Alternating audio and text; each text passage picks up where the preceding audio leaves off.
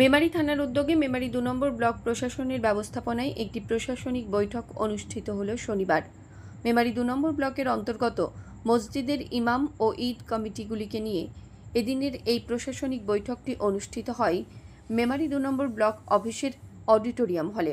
প্রত্যেক বছরের মতো এবছরও পবিত্র কুরবানি যাতে শান্তিপূর্ণভাবে অনুষ্ঠিত হয় তার জন্যই এই প্রশাসনিক বৈঠক, যেখানে একাধিক বিষয়ে সচেতন করা হয় ঈদ কমিটির সদস্যদের এবং বিভিন্ন প্রশাসনিক নির্দেশিকাগুলিকে আরও একবার ভালো করে বুঝিয়ে দেওয়া হয়।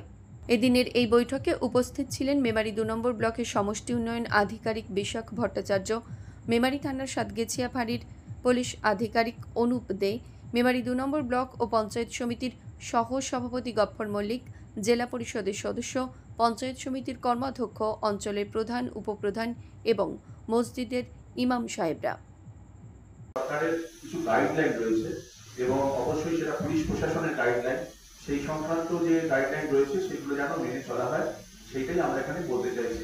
এবং যেহেতু একটা যেটা আমাদের সরকারি সাহেব বললেন যে বিবিধের মাঝে আছে মিলন মহান, সেই স্পিরিট ধরে বলছি আমাদের যে আমাদের কনস্টিটিউশনের যে মূল স্পিরিট অর্থাৎ সেটা হচ্ছে বৈচিত্র্যের মধ্যে ঐক্য, মানে ঐক্যের মধ্যে কিন্তু বৈচিত্র্য নয়।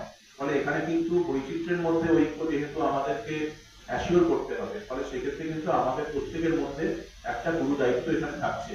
অর্থাৎ আমরা যে যার নিজেদের ধর্ম বলুন বা নিজেদের যে রিচুয়ালস সেগুলো আমরা নিজেদের মতো পালন করব, কিন্তু তার সঙ্গে সঙ্গে অবশ্যই আমাদেরকে শেষ পর্যন্ত খেয়াল রাখতে হবে বৈচিত্র্যের মধ্যে ঐক্যের কথা। অর্থাৎ আজ মেমারি ২ ব্লকে পশ্চিমবঙ্গ সরকারের মাননীয় মুখ্যমন্ত্রী মমতা বন্দ্যোপাধ্যায়ের নির্দেশে এবং মেমারি থানার ভারপ্রাপ্ত আধিকারিকের সহযোগিতায় মেমারি ২ পঞ্চায়েত সমিতির সকল ত্রিস্তর পঞ্চায়েতের পঞ্চায়েত সমিতির জেলা পরিষদের জনপ্রতিনিধিদের নিয়ে এবং এলাকার বিশিষ্ট ইমাম মুয়াজ্জিন সাহেবদেরকে সম্মান জানিয়ে আমরা একটা আলোচনা সভা করলাম পবিত্র ঈদুল জুহাকে সামনে রেখে।